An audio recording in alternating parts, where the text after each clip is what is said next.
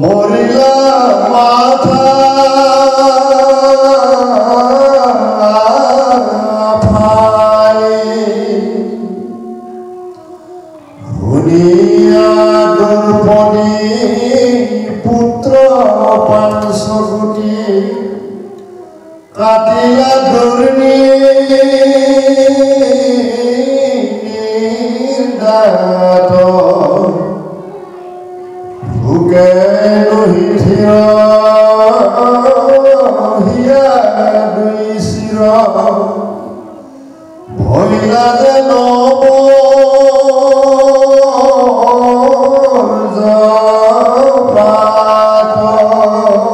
করিলা বিপুল বিলাপ পরিয়া মুষ্টি হৃদয়ত হানি ধৰি ধনঞ্জয় প্ৰবুধিলাতংক হুকে গদ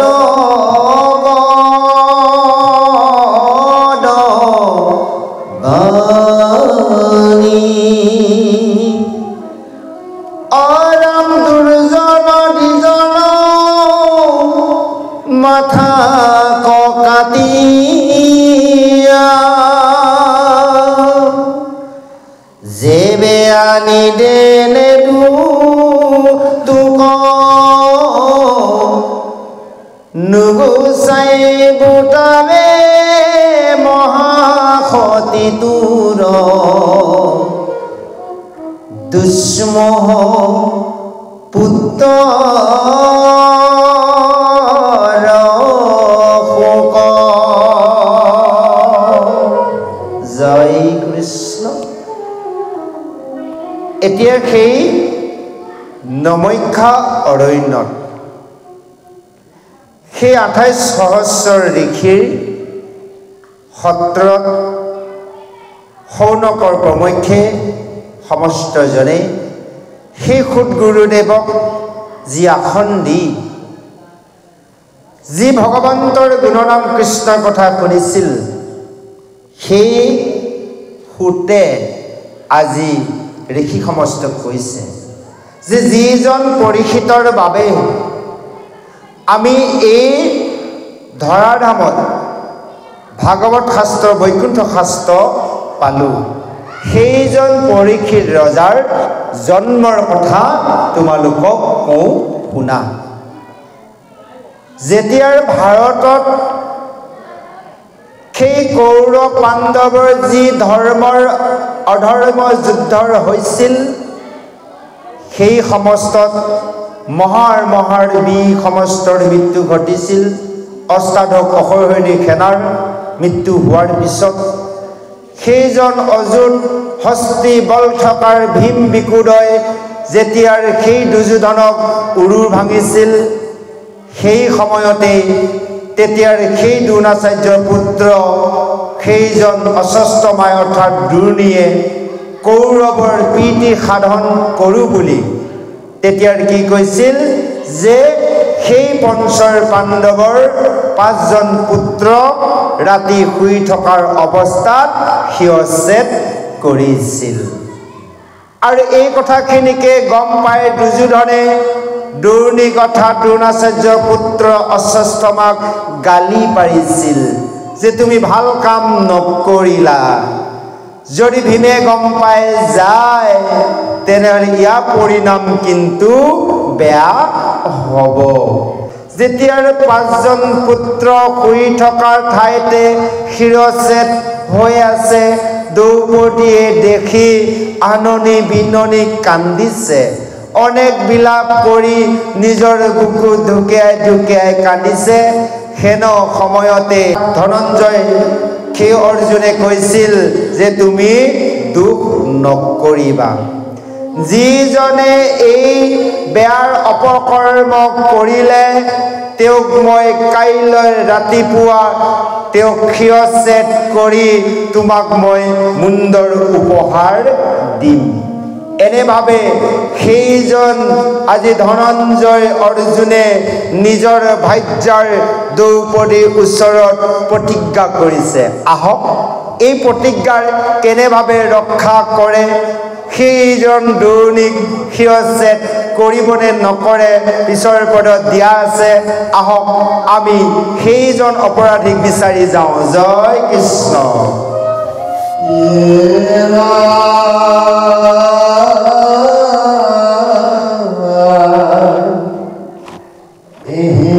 বুলি কোঢ়ে কৃষ্ণ ধনঞ্জয় একেৰথে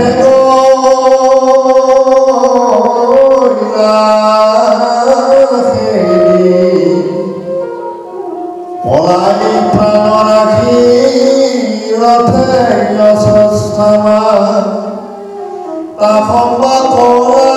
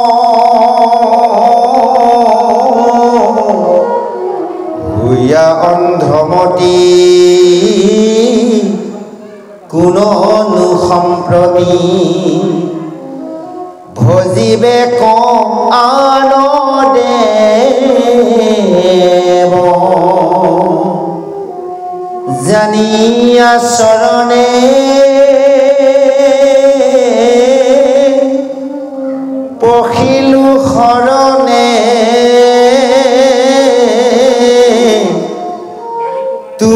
আৰু মই কিংকৰ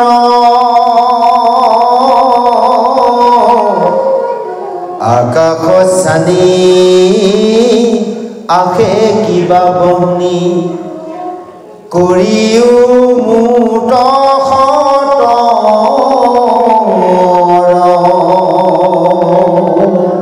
জয় কৃষ্ণ।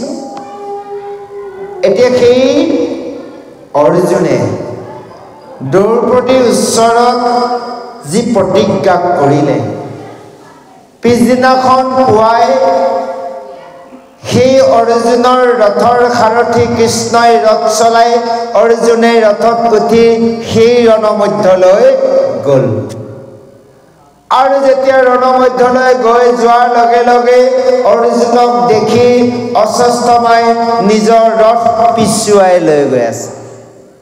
আটাইতকৈ ডাঙৰ কথা কি জানে? যি সময়ত অৰ্জুনে প্ৰতিজ্ঞা কৰিছে দ্ৰৌপদীৰ ওচৰত, তেওঁ তেতিয়ালৈ জনা নাই এই কামটো ৰাতি কোনে কৰি থৈ গ'ল। যে অশ্বত্থামাই মানে কি কয় কৰিলে কামটো, কিন্তু অৰ্জুনে জনা নাই।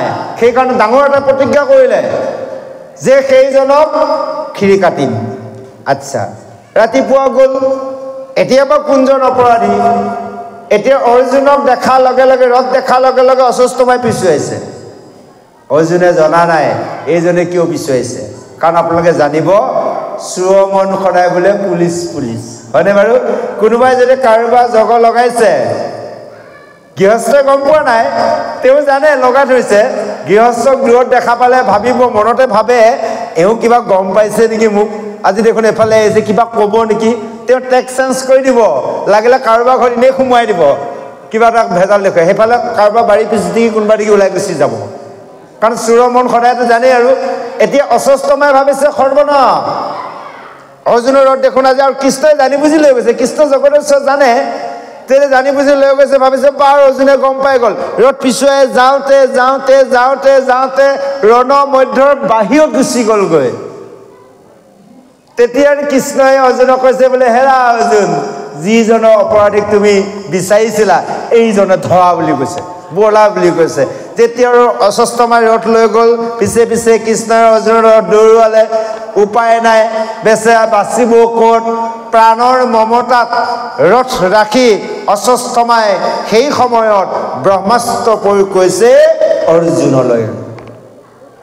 যেতিয়া ব্ৰহ্মাস্ত্ৰৰ প্ৰয়োগ কৰিছে, তেতিয়া লগে লগে অৰ্জুনে দেখিছে একুৱাৰ প্ৰকাণ্ডৰ বহ্নি, অৰ্থাৎ অগ্নি, জুই দক্ষিণ চানি আহিছে, একো দেখা পোৱা নাই।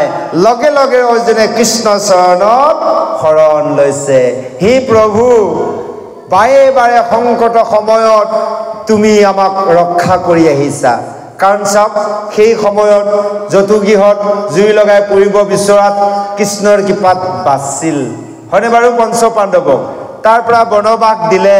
বনবাসতো বিভিন্ন বিপদৰ সময়ত ৰক্ষা কৰি কৰি আৰু তেওঁলোকক ৰাখিছে প্ৰতিটো মুহূৰ্তত। সেইকাৰণে কৈছে, বাৰে বাৰে সংকটৰ সময়ত তুমি ইয়াক ৰক্ষা কৰিছা। তুমি ভকত ভয় হাৰি তোমাৰ চৰণৰ শৰণ লৈছো, তুমি মোক এইবাৰ এই কোৱা প্ৰকাণ্ড জুইৰ পৰা তুমি মোক বচোৱা। আৰু যদি তুমি ক'ব বিচৰা, অৰ্জুনে কৈছে কৃষ্ণ যে তুমি ক'ব যদি বিচৰা, তুমিও মানুহ ময়ো মানুহ, তুমিনো মোৰ চৰণত কিয় ধৰিছা? তোমাক যদি পুৰে জুইৰে মোকো পুৰিব, তেতিয়াহ'লে মই কওঁ শুনা, তুমি ব্ৰহ্মৰূপে বেক ধৰিছা, কিন্তু সমস্ত জীৱৰ জগতৰ অধিকাৰী কেৱল তুমি। আৰু যিসকলে তোমাৰ চৰণত ভকতি কৰে সেইসকলে কিন্তু মুক্তি পায়। সেইকাৰণে কৈছে, যিসকলে তোমাৰ দৰে দেৱক সেৱাৰ তেজি অইনৰ দেৱক সেৱা কৰে সেইসকলে হৈছে অন্ধমতি, অন্ধ বুলি কৈছে। আপোনালোক আমাৰ যদি অন্য দেৱতাক পূজা কৰা অভ্যাস আছে, আজি 4 বেদ 14 শাস্ত্ৰ ভাগৱত পুৰাণেও সিদ্ধান্ত দিছে আমি অন্ধমতি। আৰু অন্ধ বেলেগ এজনক বিচাৰিব নেলাগে, আমাৰ চকু থাকিও অন্ধ। সেই কথাটোকে কৈছে যা হওক। সেইকাৰণে কৈছে এই কথাখিনি জানি তোমাৰ চৰণত শৰণ পকিছো, মই তোমাৰ কিংকৰ অৰ্থাৎ চাকৰ, তুমি এই আকাশ চানি যি কোৱা বহনি আহিছে তুমি এই বহনি পৰা মোক ৰক্ষা কৰা আহক এতিয়া কৃষ্ণৰ ওচৰত অৰ্জুনে এনেভাৱে শৰণ লৈছে এতিয়া অৰ্জুনক বা কৃষ্ণই কি কয় পিছৰ পদত দিয়া আছে আহক আমি শ্ৰৱণ কৰো জয় কৃষ্ণ দখুৰ দিশ দেখা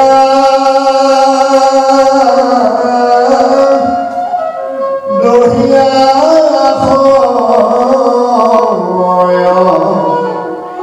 সেই মহাবনী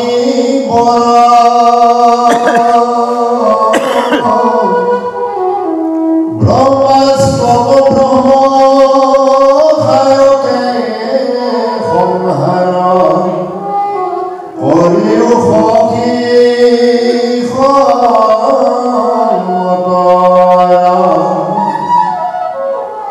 এৰাম শুনি সব্যসাচী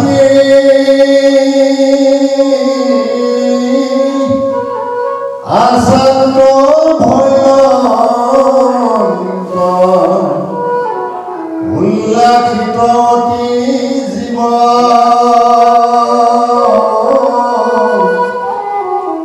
মাধৱ বন্ধুক পদহী নকৰি ধৰিলা ধনু দিব মহাবলে ৰাগি ব্ৰহ্মাস্ত্ৰ কলাগি খেপিলন্ত বৰ্জ বান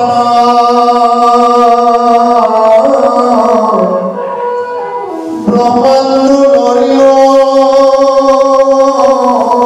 পৰিল বৰ্জত বৰ্জন যেন সন্ধান অনাম দুয়ো ব্ৰহ্মবান ভৈলৰে কথা যেন বহনি দুই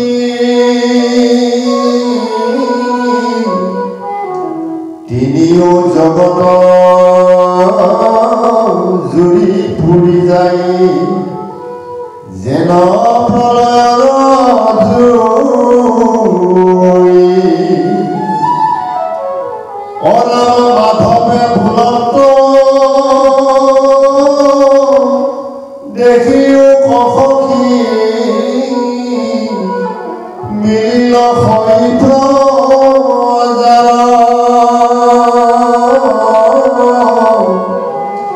কৃষ্ণৰ বচনে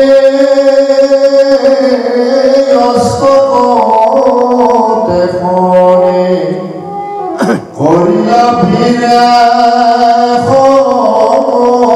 সংহাৰ ধুনিক দেখিয়া হেৰিয়া ধৰিলো যেন হৰিণ বাঘে অলগতে আনি ৰথত পেনাইনা বিপক্ষ কমহাৰাগী চাৰি হাত ভৰি একঠাই কৰি বান্ধিলন্ত টানি টানি নকাটি নিজক লৈ যান্ত টানিয়া কুপিলন্ত চক পানী জয় কৃষ্ণ এই অৰ্জুনৰ কথা শুনাৰ লগে লগে কৃষ্ণৰ প্ৰভু ভগৱন্তই অৰ্জুনক কৈছে হেৰাৰ অৰ্জুন তুমি যে দেখিছা সেই কোৱা প্ৰকাণ্ডৰ ব্ৰহ্মী এয়া কোনো ব্ৰহ্মী নহয় সেইজন দ্ৰোণাচাৰ্যৰ পুত্ৰই অস্বস্থমাই প্ৰাণৰ মমতাত নিজকে বচাবলৈ তোমালৈ ব্ৰহ্মাস্ত্ৰ প্ৰয়োগ কৰিছে আৰু তুমি যদি সেই ব্ৰহ্মাস্ত্ৰৰ পৰা পৰিত্ৰাণ পাব বিচাৰিছা তেনেহলে তুমিও গান্ধীব ধৰি তোমাৰ তুনৰ পৰা তুমি ব্ৰহ্মাস্ত্ৰ এৰি দিয়া লগে লগে কৃষ্ণক সেৱাৰ জনাই অৰ্জুনে গান্ধীব ধৰি ব্ৰহ্মাস্ত্ৰ এৰি দিলে এই যে কাৰ বুজে সকলোৱে একে বুজি পাইছে আমাৰ সকলোৱে মুখ একে দেখা বাক্য বেলেগ বেলেগ বুজি পাইছে প্ৰত্যেকৰ বাক্য নিমিলে অৰ্থাৎ কাৰবোৰত মন্ত্ৰপুত কৰা হয় সেই সময়ত মন্ত্ৰপুতৰ কাৰবোৰ দেখা পাইছিল আজিকালি দেখা নাপায় শুনা পায় আৰু ন বহু শুনা পায় আৰু বেয়াকে কৈছে বেয়া হৈছে কিবা কৈছে কিন্তু দেখা নেপায় সেই লগে লগে তাত ব্ৰহ্মাস্ত্ৰৰ সেই মন্ত্ৰপুত কৰি অৰ্জুনেও এৰি দিলে যেতিয়া দুৰিপাত ব্ৰহ্মাস্ত্ৰৰ লগ লাগি গ'ল ওপৰত তিনি তৈলোক কঁপি আছে আৰু সেই ব্ৰহ্মাস্ত্ৰৰ য'ত সংযোগ হৈছে ওপৰত তাৰ পৰা জুই ফিৰিঙতি পৰা তলত বহুতো প্ৰজাৰ মৃত্যু ঘটিছে লগে লগে কৃষ্ণই অৰ্জুনক ক'লে হেৰা সব্যসাচী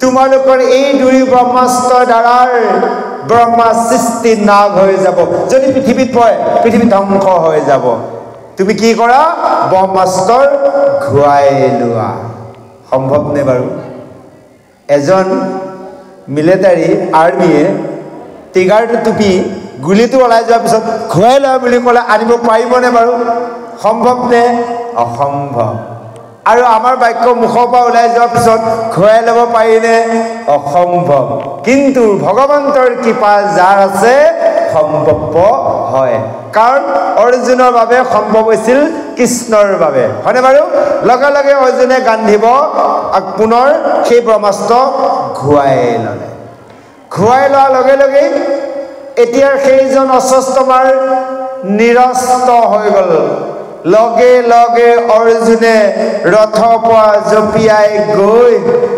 সেইজন অস্বস্থমাক হাতে ভৰিয়ে পাঁজাতকৈ বান্ধি টানি টানি বান্ধিছে কিন্তু তেওঁতো প্ৰতিজ্ঞা কৰিছিল শিৱছেদ কৰিম শিৱছেদ নকৰিলে নকৰাৰ লগে লগে সেইজন কৃষ্ণই এতিয়া অৰ্জুনক খং কৰি কিবা ক'বলৈ গৈছে আহক পিছৰ পদত দিয়া আছে কৃষ্ণই আকৌ অৰ্জুনক কি কৰে জয় কৃষ্ণ কুৰ্ধেয়া ৰপত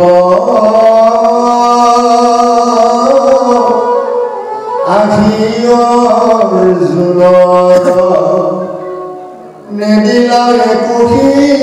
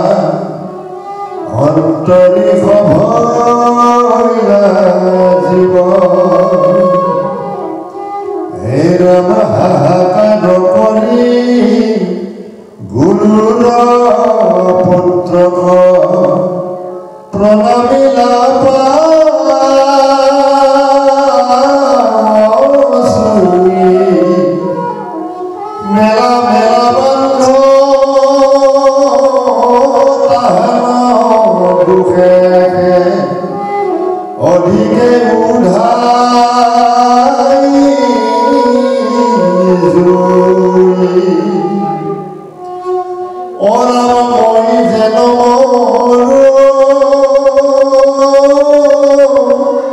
পৰিপুত্ৰ সুখে অগণিয়াদ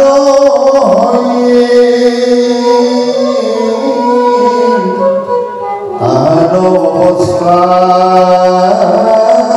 শুনি হিমতে গৌতমীতে জীৱ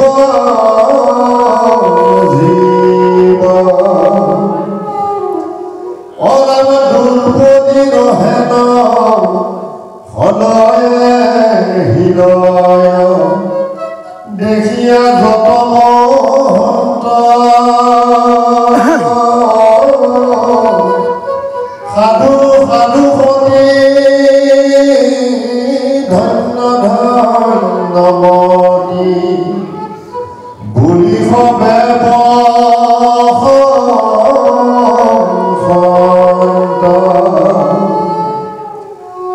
অৰাম পুত্ৰ বধি দীৰ্ঘ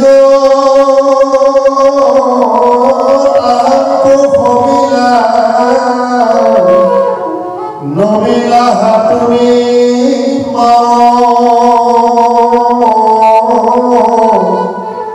তোমাৰ সমান শান্তি নে দেখিব কৰিলা হেন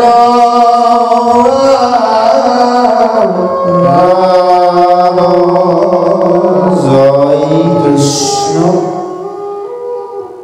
এতিয়াৰে সেইজন কৃষ্ণই অৰ্জুনক কৈছে, হেৰা তুমি যে অংগীকাৰ কৰিছিলা, তোমাৰ অংগীকাৰ তুমি কিয় নষ্ট কৰিছা?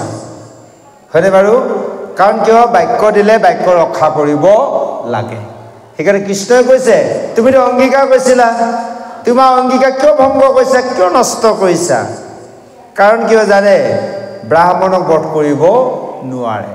অৰ্জুনে নাজানিহে প্ৰতিজ্ঞা কৰিলে, জনা হৈ কেতিয়াও নকয়, পিছত গম পাই গ'ল, সেইকাৰণে এতিয়া বধ কৰিব নোৱাৰে। খং উঠিছে, কিন্তু অৰ্জুনক যেতিয়া কৃষ্ণই এনেভাৱে কৈছে যে সেইজন পুত্ৰবধি অধৰ্মক দ্বিজক তুমি সি নাকাটি কিয় তুমি বান্ধিছা? কিন্তু অৰ্জুনৰ খং উঠিছে যদিও মুখে একো মাত নিদি কেৱল টানি টানি বান্ধি ৰথত উঠাই লৈ গুচি গ'ল। আৰু নি সেই দ্ৰৌপদীৰ আগত কি কৰি দিছে? ৰথৰ পৰা ধুপুচকে পেলাই দিছে। দিয়াৰ লগে লগে দ্ৰৌপদীয়ে দেখিছে সৰ্বনাশ, এইজন দেখোন গুৰু দ্ৰোণাচাৰ্য পুত্ৰ অশ্বত্থামা। লগে লগে দ্ৰৌপদীয়ে কি কৈছে? সেই অশ্বত্থামাৰ ওচৰলৈ গৈছে। অশ্বত্থামাই লাজো পাইছে, তেওঁ অৰ্জুনে যি টানি টানি বান্ধিছে, বান্ধৰ চুটত কষ্টও পাইছে। কেৱল দ্ৰৌপদীয়ে গৈ সেইজন অপৰাধীৰ চৰণ চুই সেৱাৰ কৰিছে। কি আচৰিত হয়নে বাৰু? আজিকালি আমাৰ আইসকল হ'লে মানিবনে বাৰু? মানুহজনে মাওক নামক বাদ দিয়ক, এই আপুনি নামাই লৈ আহক বুলি কয়, লগাই দিবগৈ যায়। আৰু অন্য নাপালে চেণ্ডেল যোগে খুলিলে ঠাচকে দিব, হয়নে বাৰু? সেই দ্ৰৌপদীৰ পৰা আমি শিকিব লগা বহুত কথা আছে। যে দ্ৰৌপদীয়ে কি কৰিলে? মৃতকৰ পুত্ৰক দুখ দেখি আৰু কান্দিছে। কন্দাৰ লগে লগে কৃষ্ণই কৈছে কৰোতাজনক তোমাৰ আগত আনি দিছে, তুমি এতিয়া যে দুখ কৰিছা? বোলে নহয়, মোৰ পুত্ৰৰ শোকত মই কান্দিছো, কিন্তু এতিয়া এওঁ যেনেকৈ বান্ধি আনিছে, মই আজি 5জন পুত্ৰৰ বাবে কান্দিছো ঠিক। এওঁ মাতৃ গৌতমীয়ে যদি গম পাই যায়, তে মাতৃ গৌতমী কিমান দুখ পাব। সেইকাৰণে মোৰ আৰু দুখ লাগিছে। চাওক, আনৰ দুখত দুখী হ'ব পাৰিছে, আমি আকৌ আনৰ দুখ দেখিলে ভাল পাওঁ, হয়, মনে মনে হওক দে আৰু হওক, হয়নে বাৰু? নিজৰ হ'লে আকৌ স্কুলাই পাচিয়ে নধৰা। গতিকে আমি আনৰ দুখতো দুখী হ'ব পাৰিব লাগিব। গতিকে সেই কথাখিনিকে আমাক শিক্ষা দিছে।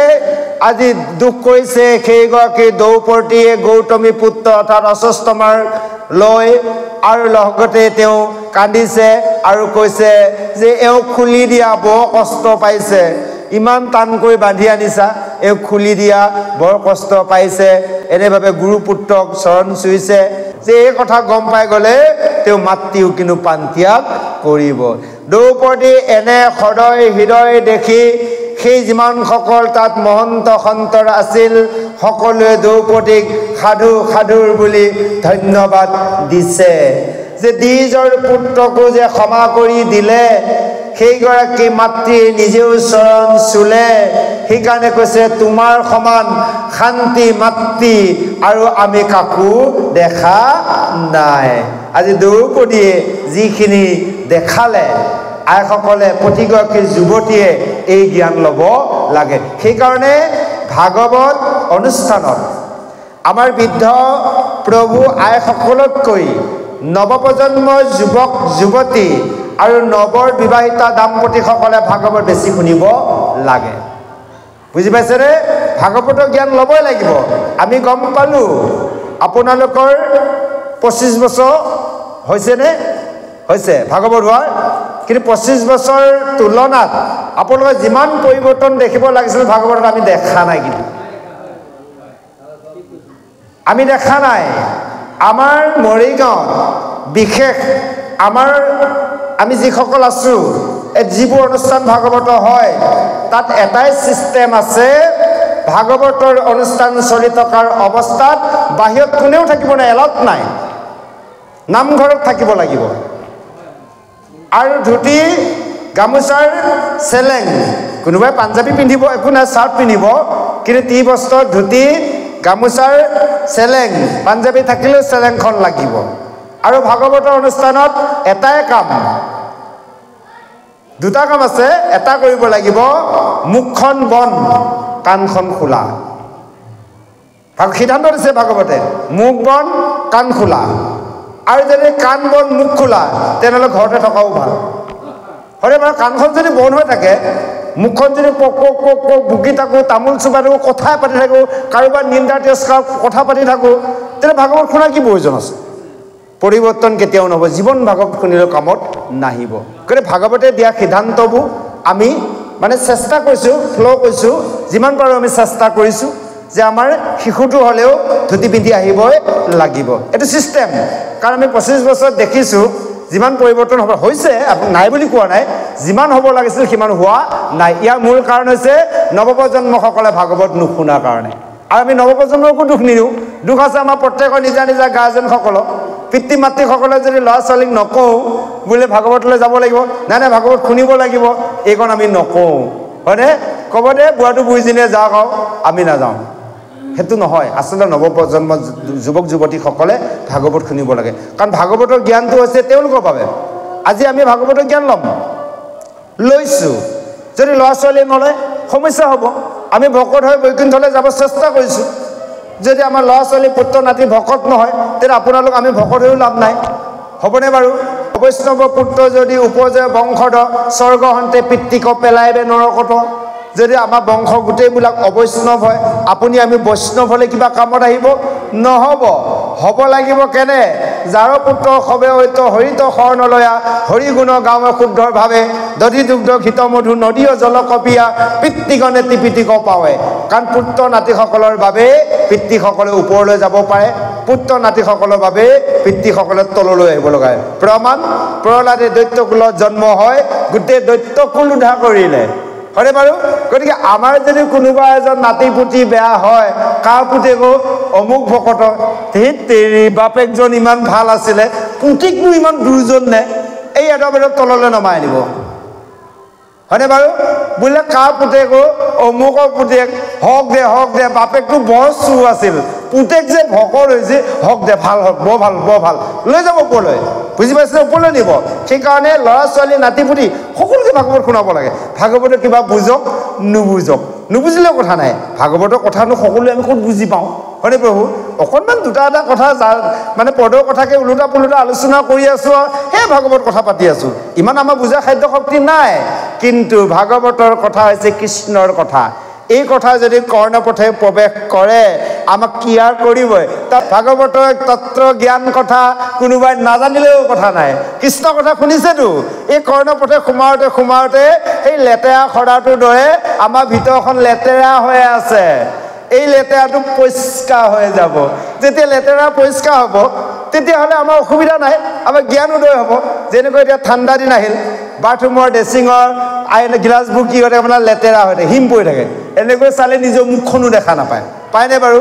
তাক যদি পানী অলপ মাৰি পৰিষ্কাৰ কাপোৰে মচি দিয়া যায়, ফটফটীয়াকৈ নিজৰ মুখখন ক'ৰবাত যদি অকণমান লেতেৰা লাগি থাকে দেখা যায়। যদি আমি কৃষ্ণৰ কথাৰ কৰ্ণে পথে হিয়াত প্ৰৱেশ কৰোঁ, তেতিয়া আমাৰ মনৰ মলিনতাবোৰ নাশ হৈ যায়। তেতিয়া হৃদয়ত থকা ভগৱন্তক দেখা পাম নে নাপাম? নিশ্চয় পাম। সেইকাৰণে কৈছে কৰ্ণ পথে ভকতৰ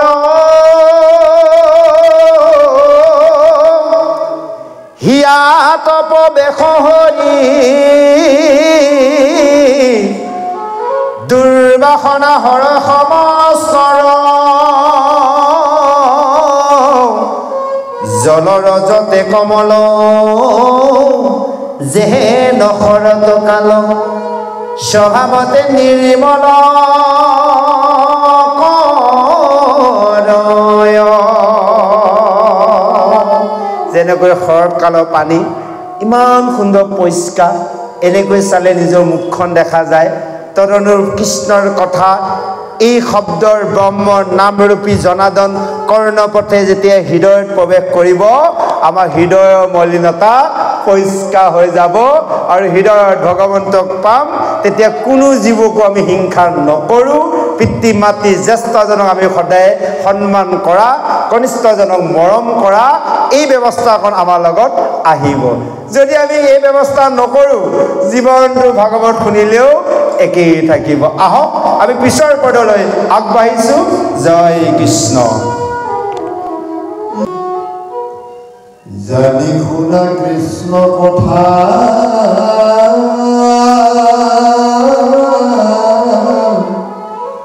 জন্মগত কৰা প্ৰেথা সমস্ত শাস্ত্ৰৰে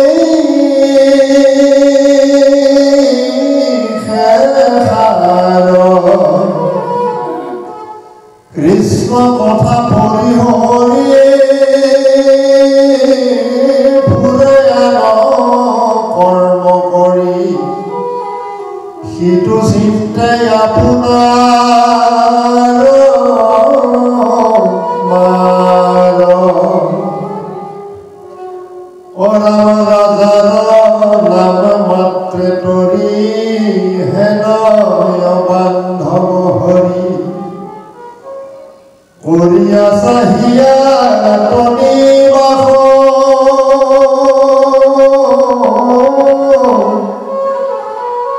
আংকোলাদৰ কৰিয়ে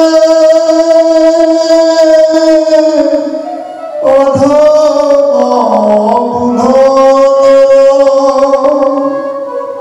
কৰিয়াদ কৰ্ম বিশ্বাস হেৰামে শনিয়া তোমাৰৈ গান্ধী পিন্ধৈ গলে কাছ কান্ধি কুচতে সন্ত হে মহাৰ হাতৰ ভিতৰতে যি মৰৈ যেন বিষ ভুঞ্জি হইল সেই পতন্ত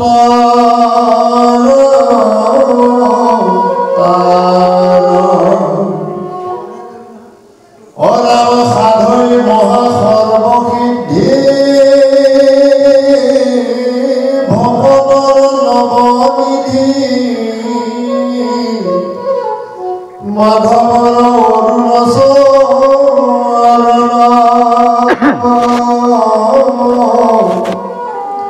শৰণলৈ উপতাত নিতে হুঁয়াই উপপাত জৈন প্ৰিয় নেদেখা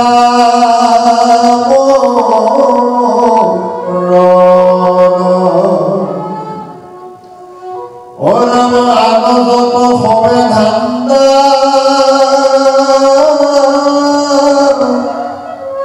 নামকগত বান্ধা মৰণ সম্বল হৰি নাম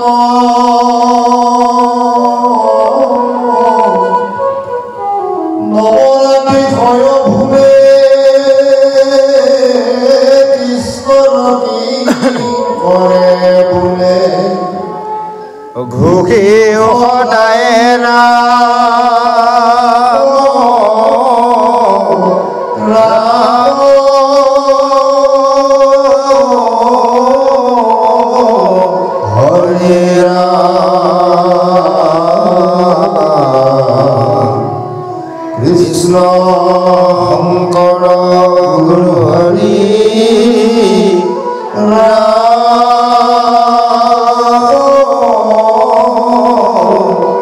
ৰাম জয় কৃষ্ণ। এইখিনিতে পুনৰ এই ছবিচন্দত শংকৰদেৱ গুৰুজনাই অকণমান উপদেশ দিছে। এই উপদেশ হৈছে কি জানে, যিটো অধ্যায় শেষত যিখন উপদেশ থাকে, অধ্যায়ে আমাক কি বুজালে, মূল কথাখিনি উপদেশত থাকে। অধ্যায়ৰ মাজত কিবা বুজিলোঁ নুবুজিলোঁ বেলেগ কথা, যদি উপদেশখন আমি শ্ৰৱণ কৰোঁ, সেইকাৰণে আমি এটা এটা অধ্যায় যদি গোটেইখিনি পঢ়িবও নোৱাৰোঁ, উপদেশখনকে যদি চাই যাওঁ গোটেই তত্ত্ব কথাখিনি উপদেশত সোমাই আছে।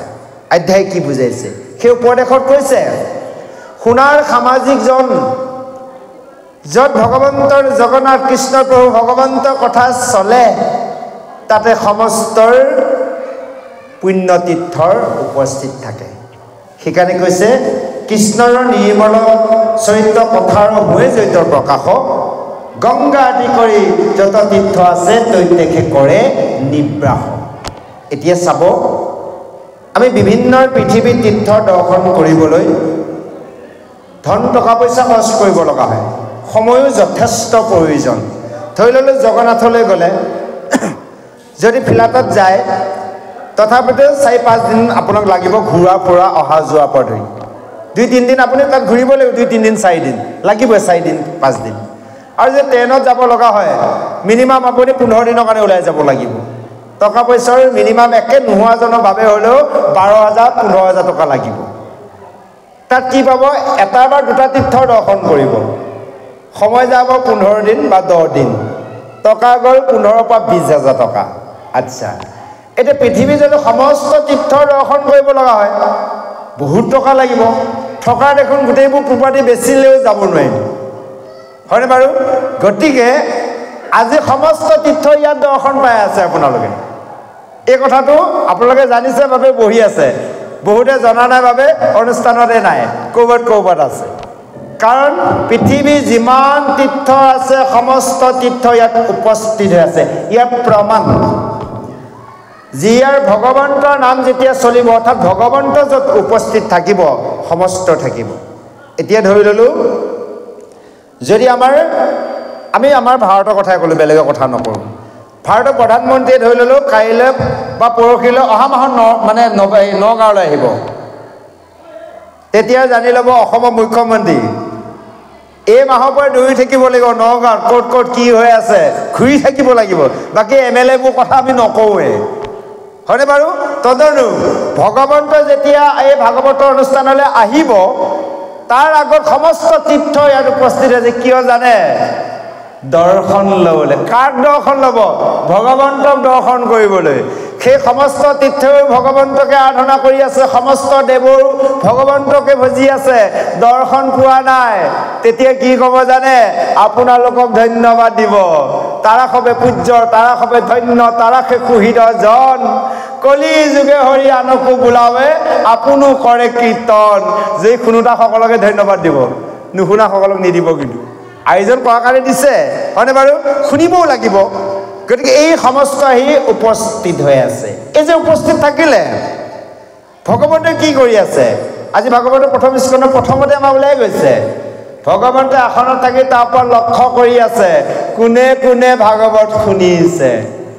এই শুনোতাসকলৰ নামত ভগৱন্তে এডাল মালা গাঁঠিব। সেইডাল হৈছে নাম মালা, অৰ্থাৎ বগা পদুমৰ মালা। কৈছে ভকতে লয় যত গুণৰ নাম, তাৰ মালা গান্ধী অনুপাম, পিন্ধত কণ্ঠত কৰিয়া উৎসৱ, সেনকে বন্ধু মাধৱ। সেইডাল মালা তেওঁ নিপিন্ধে। এতিয়া কেতিয়া পিন্ধিব? কাইলৈ আপোনালোকৰ ভাগৱত অনুষ্ঠান সামৰণি হ'ব, ভকত বিদায় হ'ব, কৃপাৰ সাগৰ গাব, ভগৱন্তে বৈকুণ্ঠত যাব। যোৱাৰ পিছত আমি সমস্তই ইয়াত বিভিন্ন ভকতে বিভিন্ন গুৰু শিষ্য আছে, তাত সমস্ত গুৰু বৈকুণ্ঠত পাৰিষদ হৈ আছে। তেতিয়া সকলোজনকে ক'ব বোলে, দিয়া তোমালোকৰ শিষ্যৰ নামত এডাল এডাল নামমালা দিছোঁ, তোমালোকে দেৱবাদ্য ধ্বনি কৰা, মই পিন্ধিম। তেতিয়া ভগৱন্তই নাচি নাচি মালাবন কৰিব আৰু যদিহে এই শ্ৰদ্ধাৰ ভক্তি আমি কৰা নাই ইয়াত আৰুতো উপস্থিত হৈ আছে ইয়াত কোন কোন আছে আজি কৈ দিওঁ যে ইয়াতে এই দক্ষিণ চুকত তাত আছে এজন জম আছে জমৰ লগত এজন কেয়ানী আছে এখন ৰেজিষ্টাৰ লৈ বহি আছে গম পালে তাত ৰেজিষ্টাৰ এখন আছে তাত নাম ইন্তি হ'ব কি নাম ইন্তি হ'ব জানে যিসকলে ভাগৱত অনুষ্ঠানত থাকি শ্ৰদ্ধাৰ সহকাৰে কৃষ্ণ কথা শুনা নাই সোমাই যাব কি বুলি কৈছে জানে নামৰ কীৰ্তন কৰন্তে আনে আন মন কৈ নুশুনে কানে অধুক যাইবে হৈবে কলা কাণত বাইবে তপত খলা সেই লিষ্টা হ'ব অন্তিম সময়ত জমদূতে সোমোৱাই দিব গৰম লোহা কৰণী চলাপাৰ নামঘৰত ভাগৱত নুশুনিলি দিব সোমোৱাই ৰক্ষা নাই হয়নে বাৰু আৰু এজন আছে সেইজন আছে সেই বাহিৰৰ কলপুলি দুটাৰ বাওঁফালৰ কলপুলিটোত বহি আছে সেইজনটো আৰু ডেঞ্জাৰ সেইজন হৈছে কলিয়ে তাত ৰৈ আছে ইয়াত ভিতৰত কলি সোমাব নোৱাৰে ভিতৰত কোনো কাৰণত সোমাব নোৱাৰে এলাউড নাই কলি সোমালে নিজে ভস্ম হৈ যাব কাৰণ পৰীক্ষিতে সাপ দি ধৰিছে সাপ দিলে নিজে বিপদত পৰিল যা হওক গতিকে সেই কলিৰ পৰা আমি পৰিত্ৰাণ পাব লাগিব সেইকাৰণে আমি যিকণ সময় থাকোঁ কৃষ্ণৰ কথা শ্ৰদ্ধাই শুনিব লাগিব যা হওক সেইকাৰণে কৈছে এয়া হ'ল জানি শুনি কৃষ্ণ কথাৰ সকলোৱে শুনা জন্মটো বিঠাই নেখেৰিবা ইয়াৰ শাস্ত্ৰ হৈছে মূল সাৰ কৃষ্ণ কথাৰ এৰি যিসকলে আন কৰ্ম কৰি ফুৰে সেইসকলে নিজৰ মৃত্যুক নিজে মাতি লয় হয়নে বাৰু আমি মৃত্যুক জয় কৰিব লাগে আমি মৃত্যুক কি কৈছোঁ বিচাৰিয়ে লৈছোঁ গতিকে মৃত্যুক জয় কৰিবৰ কাৰণে এখন মৃত্যুঞ্জয় শাস্ত্ৰ এই শাস্ত্ৰৰ শ্ৰৱণ কৰাৰ পিছত মৃত্যু জয় হ'ব কাৰণ পৰীক্ষিতে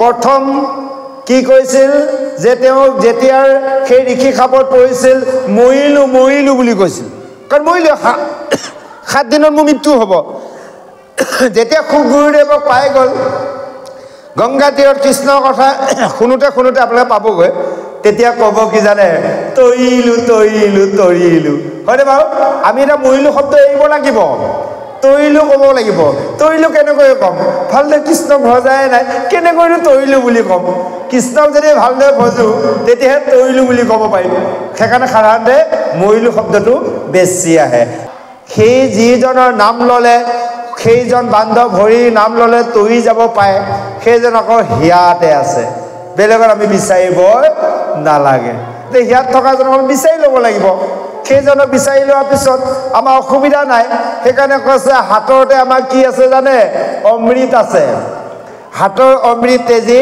আমি বিষ ভঞ্জন কৰিছোঁ হাতৰ অমৃত মানে লগতে ভগৱন্ত আছে ভগৱন্তৰ নাম ল'লে পাওঁৱে আমি তাক নিবিচাৰি বিষয় দপদপাই দিনে ৰাতিয়ে ঘূৰোঁতে আমি কি কৰিছোঁ বিষহে ভঞ্জন কৰিছোঁ অমৃতক আমি ফ্ৰীকৈ পাই আছোঁ আমি বিষটোক ধনৰ কাৰণে আমি কষ্ট কৰিছোঁ যে সেইজন মাধৱৰ চৰণত শৰণ লোৱা আয়ুসটোতো গৈয়ে আছে কোনদিনাখন মৃত্যু হ'ব চোৱা মৃত্যুক জানি লোৱা কাৰণ চাওক আমাৰ পূৰ্বপুৰুষসকলে মৃত্যু ঘটিছে আমাৰ কি মৃত্যু নহ'ব নেকি নিশ্চয় এদিন হ'ব এই কথাটো যাৰ ভাৱনা আহিব তেওঁ কিন্তু ঈশ্বৰক ভজিব তেওঁ সৎপথে কৰ্ম কৰিব কাৰণ যিয়ে এইটো ভবা নাই এদিন যে মোৰ মৃত্যু হ'ব মৃত্যুৰ দুৱাৰদলিত কেনেকৈ মই মৃত্যুবৰণ কৰিব লাগিব মৃত্যু হোৱাৰ পিছত মোৰ আত্মাই কি যন্ত্ৰণা ভুগিব এই কথাটো নজনাৰ বাবে চিন্তাই নকৰে যা তা খাব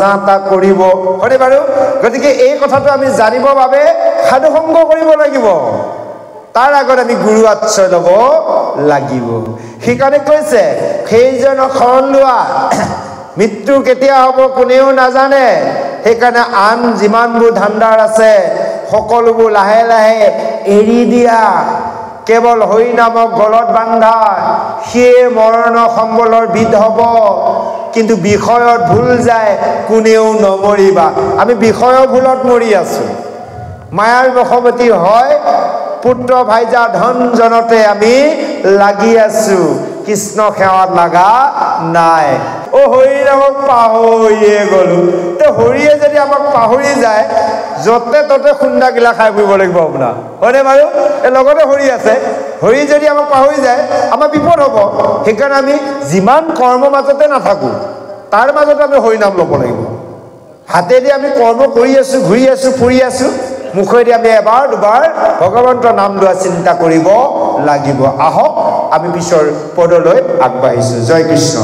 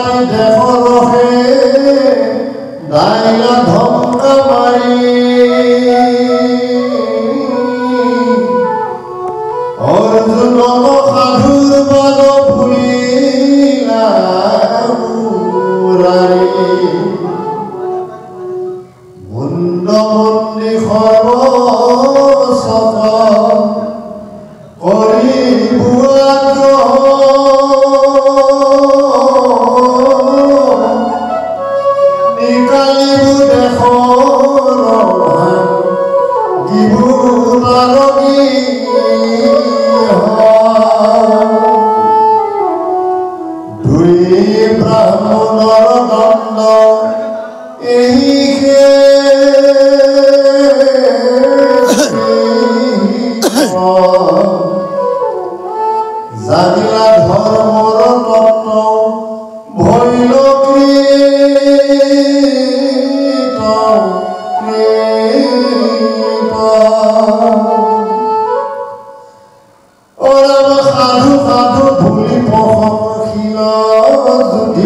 ধীৰ সাফলীলা প্ৰতিজ্ঞা অৰ্জুন মহাবীৰ এহি মনে অৰ্জুনক প্ৰশংসিতে হিত যুদ্ধ যিনি পাঞ্চু ভাই ভৈল কৃত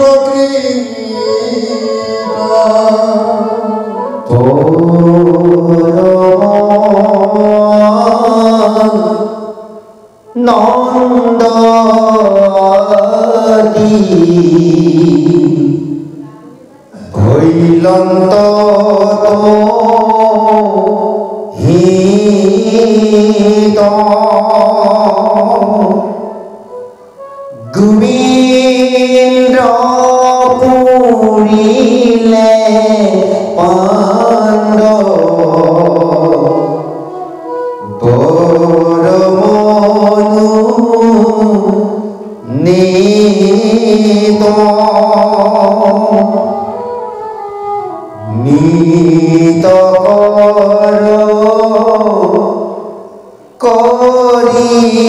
কৰিবাছে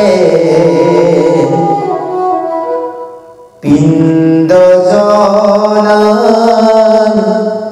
যোগী থাকিলা হস্তিনাপুৰে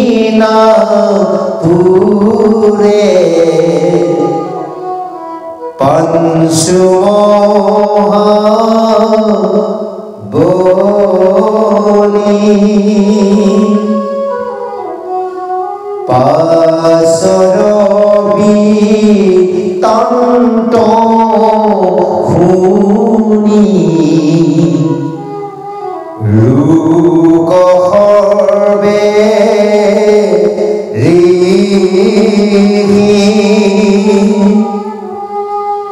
ভাৰত যুদ্ধ সাংগ কৰিও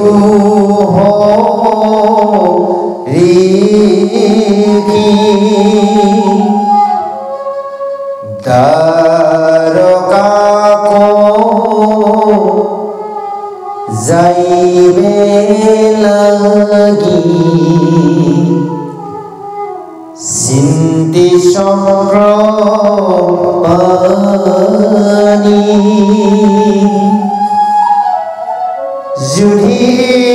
যুধিষ্ঠিৰ নিপতিত লৈলন্ত মেলানি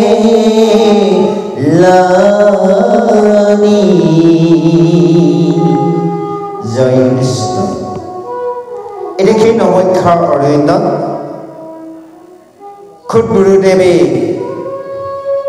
সৌনক উপমক্ষে 28 ঋষিক কৈছে, সেও ঋষিগণ তোমালোকে শুনা।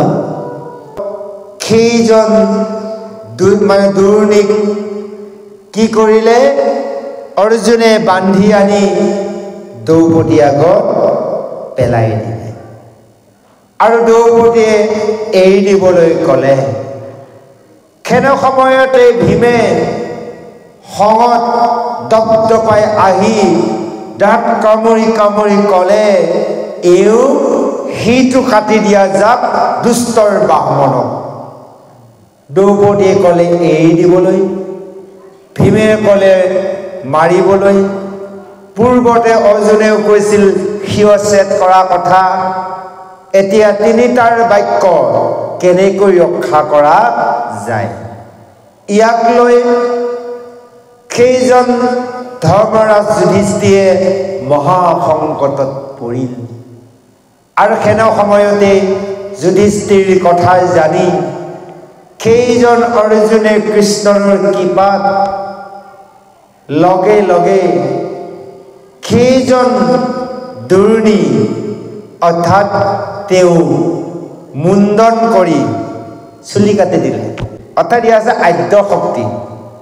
মানুহে যিটো ভাল বেয়া বিবেচনা কৰিব পৰা শক্তি থাকে এই শক্তিটো কাঢ়ি লয় আৰু ঢকা মাৰি ৰাজ্যৰ পৰা বাহি কৰি দিলে তে তিনিটা কাম একেলগে হ'ল তিনিজনৰ বাক্যৰ একেলগে ৰক্ষা কৰিলে শেষ চূড়ামণিক খহিতে চুলি কাটি ৰাজ্যৰ পৰা বাহি কৰি দিলে আৰু তেওঁ উলিয়াই দিয়াৰ পিছত তেতিয়াৰ সেই যুধিষ্ঠিৰে অৰ্জুনক প্ৰশংসা কৰিছে ধন্য ধন্য সাধুৰ সাধুৰ বুলি যেনেভাৱে কৈছে পৰম আনন্দিতৰ মনে সেইজন পৰম প্ৰভু ভগৱন্তৰ গোবিন্দই সেইজন কৃষ্ণই পাণ্ডৱৰ সকলো মনোবাঞ্ছাৰ পূৰণ কৰিলে আৰু শেষত সেই মৃতকৰ যিমানবোৰ লোক আছিল সকলোকে তেওঁলোকক শৰীৰবোৰ দাহন কৰিলে জলাঞ্জলি দিলে আৰু অৱশেষত সেইজন ভগৱন্তৰ কৃষ্ণই পুনৰ সেই হস্তিনাপুৰৰ পৰা ইতিমধ্যে দ্বাৰকালৈ যাবলৈ ৰাওনা হৈছে এই যে দ্বাৰকালৈ যাব বিচাৰিছে এতিয়া কোনোবা খুব আপোন মানুহ বহুদিন থাকি বহুত বিপদৰ পৰা সহায় কৰিলে যাব বিচাৰিলে যাব দিবলৈ মন যায়নে বাৰু আমাৰ আইসকলক সুধিছো যায়নে বাৰু নেযায় আহকচোন বাৰু এতিয়া এই পঞ্চ পাণ্ডৱৰ কৃষ্ণই যে যাব বিচাৰিব এতিয়া যাব বা দিয়ে নে নিদিয়ে আহক আমি পিছৰ পদত শ্ৰৱণ কৰোঁ জয় কৃষ্ণ কৃষ্ণৰ বিনোদ দুখ নহয় মনে পাৰছো ভাই সংগে জান্ত সজন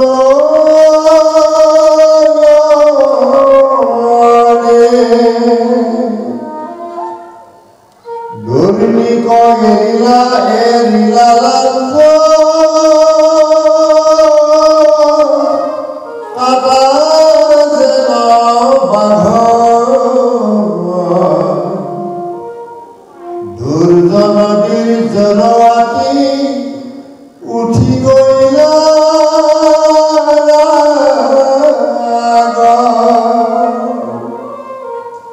পানছো ভাই কলাগি পানছো গোট ব্ৰহ্মবান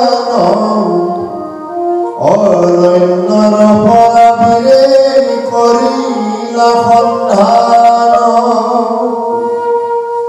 উতৰাৰ গৰ্ভে আছে পাণ্ডুৰ সত্ৰতে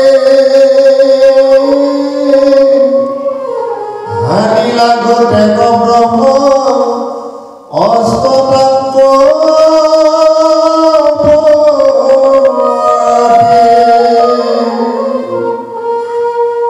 এৰাম পাণ্ডৱ পৃথিৱীক ৰিবু আজিবুলি আকস্মিকে পানছো ভাই দেখে মাথা তুলি অগ্নি সমলোহা পানছ গোটা খেদিয়াকে ধৰিলন্ত ধনুবান পানছো মহাত্ৰাকে দেখিকে পিলন্ত চক্ৰ হৰি আতিৰাগী ভস্ম ভৈল ব্ৰহ্মস্পচ ৰণতে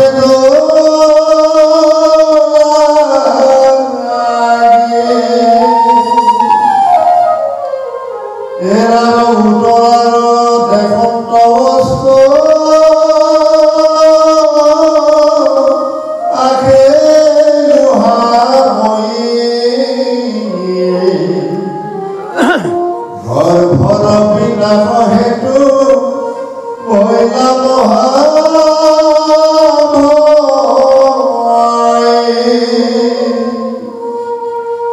দিলন্ত লৱৰাতি বিমল স্বভাৱে তাহি তাহি কৃষ্ণ বুলি পৰিলন্ত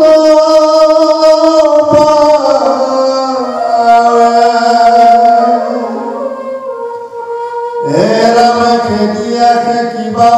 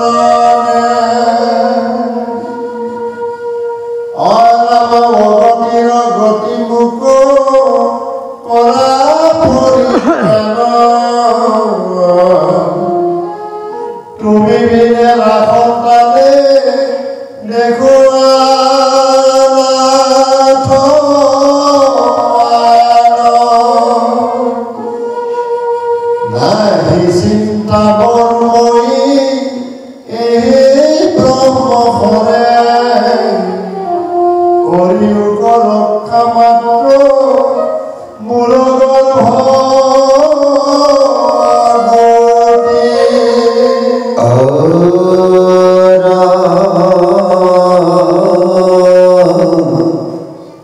এহি বুলি কান্দত কৃষ্ণৰ পাৱে চুই গৰ্ভত লাগিল আখি ব্ৰহ্মাস্তৰ জুই দেহি আঠে বেতে তাংক নাথহি কেশ অগদাধৰি উদৰত ভৈৰন্ত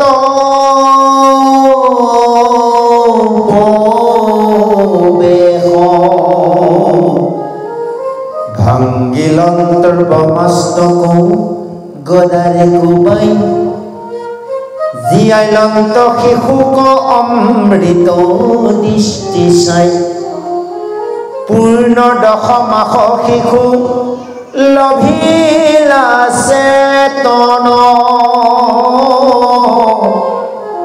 ও মহাপুৰুষৰ কতৈতে ভৈলা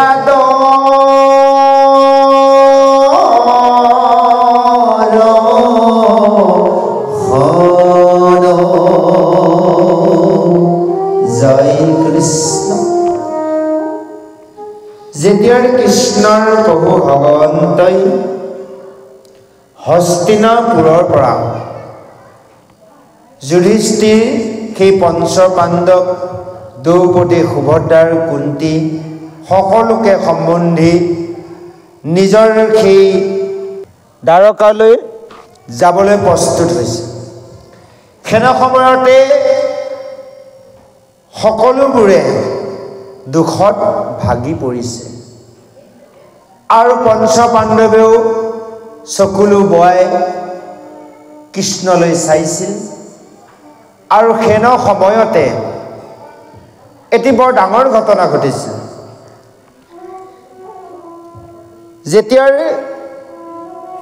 সেইজন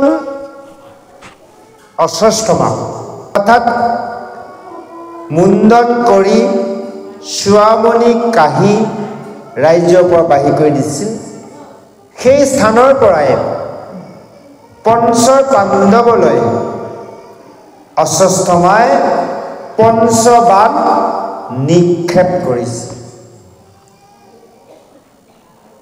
আৰু লগে লগে সেই পঞ্চবাণ অহাৰ লগে লগে পঞ্চৰ পাণ্ডৱে 5 জনে হাতত ধনুষ লৈ প্ৰস্তুত হোৱা সময়তে কৃষ্ণৰ প্ৰভু ভগৱন্তই নিজৰ সুদৰ্শন চক্ৰৰ দ্বাৰা সেই 5ডাল বাণ কাটি দিলে আৰু এপাত বাণ নিক্ষেপ কৰিছিল সেইডাল বাণ কলৈ পঠিয়াইছিল সেই উত্তৰাৰ গৰ্ভলৈ অৰ্থাৎ অভিমন্যুৰ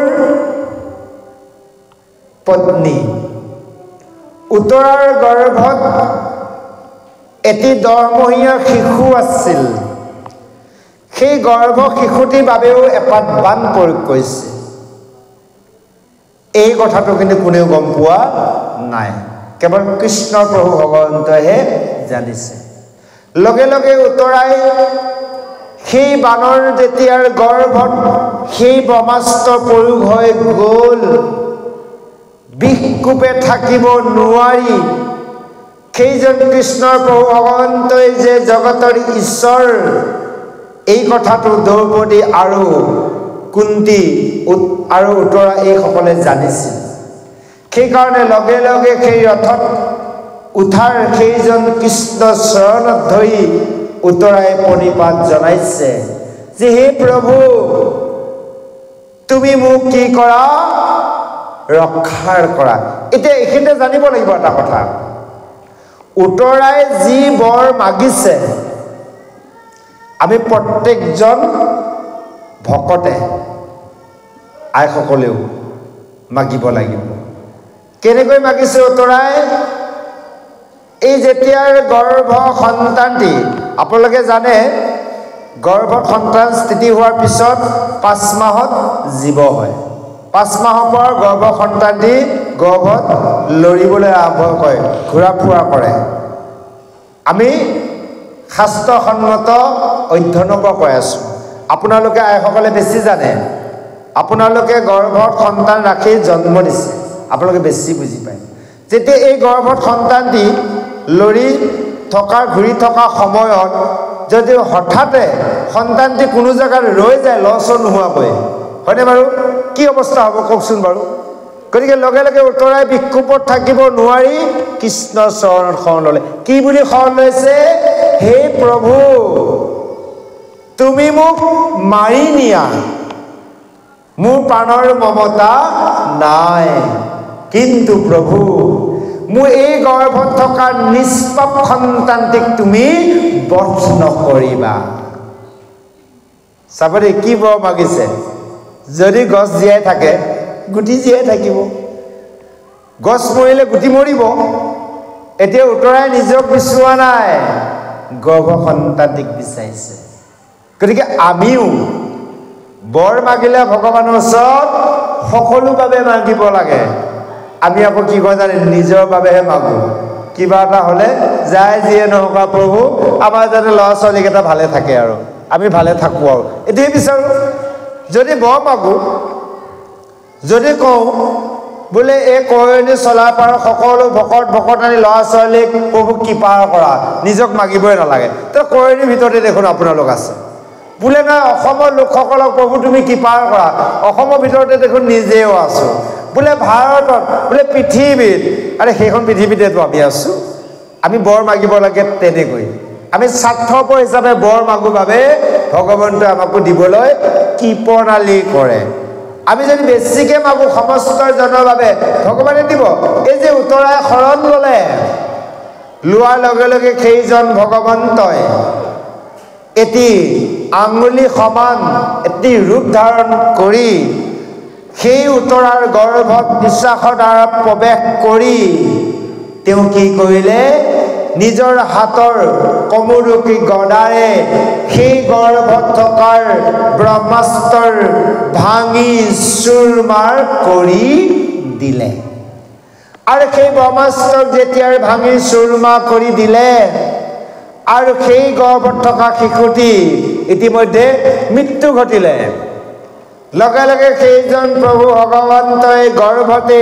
যেতিয়া অমৃত দৃষ্টিয়ে চালে লগে লগে শিশুটি পুনৰ জীৱিত হৈ গ'ল সেই 10 মহীয়া শিশুটিয়ে পুনৰ চেতন ঘূৰাই পায় সেইজন মহাৰ পুৰুষ অৰ্থাৎ প্ৰভু ভগৱন্তক গৰ্ভতে দৰ্শন পাইছে চাওক এতিয়া আমি প্ৰতিজনে জন্মৰ আগত মাৰ গৰ্ভত থাকোঁতে সেই ভগৱন্তক আমিও পাই আছো সেইকাৰণে ভগৱন্তক আমি ধ্যান ধাৰণা কৰোঁ গৰ্ভত থাকোঁতে তাৰ প্ৰমাণ ভাগৱতৰ 3য় স্কন্ধত আছে সুন্দৰভাৱে দিয়া আছে কপিল দেৱহতী আখ্যানত যা হওক সেই যে এতিয়াৰ সন্তানটি জীয়াই আহিল সন্তানটি এতিয়া গৰ্ভতে সেই যে দেখিবলৈ পাইছে ভগৱন্তক কি কি বা ৰূপত দেখিছে ভগৱন্তক কেনেকুৱা বাৰু এটা আঙ্গুলি সমান সৰু এজন মানে ভগৱানক দেখিছে কি বা ৰূপ আহক পিছৰ পদত দিয়া আছে আমি শ্ৰৱণ কৰোঁ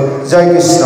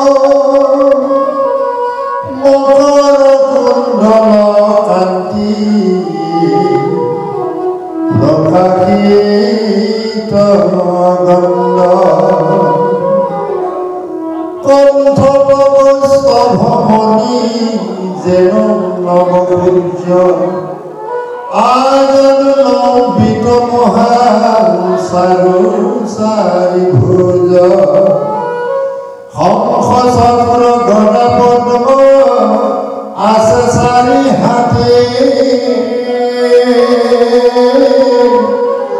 ৰত্নৰ কীৰ্তি চিকি মিকি কৰে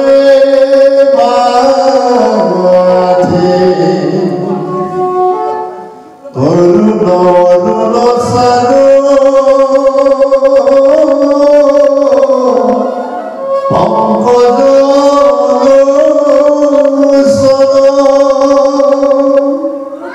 প্ৰকাশে উন্নত নাখা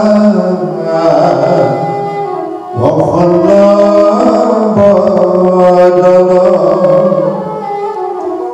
কুণ্ড কৰি দখলৈ শত তাতে হাস কৰি ৰত্নময়ী হাৰ হিয়াত প্ৰকাশ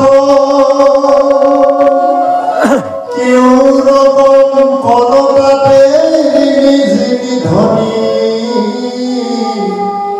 পতিত কনক কাঞ্চি জলকা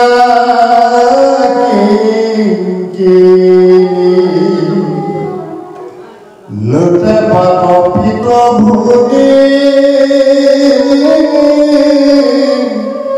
পাৱত প্ৰভুৰ চৰণ পংকজে ৰজে ৰত্নৰ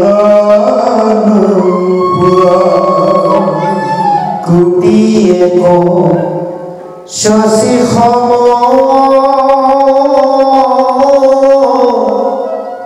হৰিৰ প্ৰকাশে ফুৰন্তে আচন্ত গদা ধৰি চাৰি পাশে গদাৰে অস্তৰতে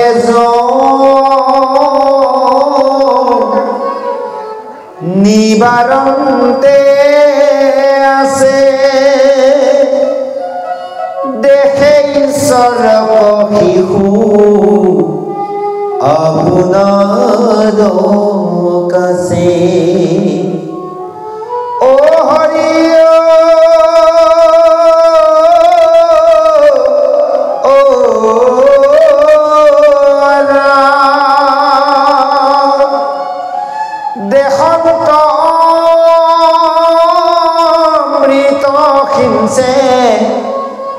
যেন শৰীৰ কোনইটো বুলি শিশু গুণন্ত মনত আছিলন্ত কটুখন চাইনে তো ঘৰি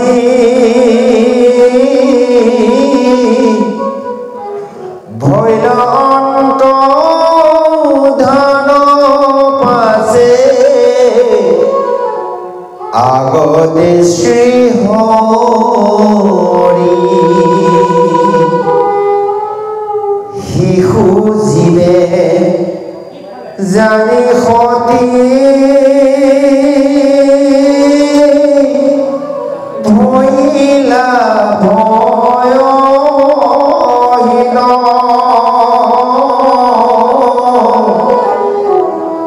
গৈলগী হে মাধৱক কৰি প্ৰদক্ষিণ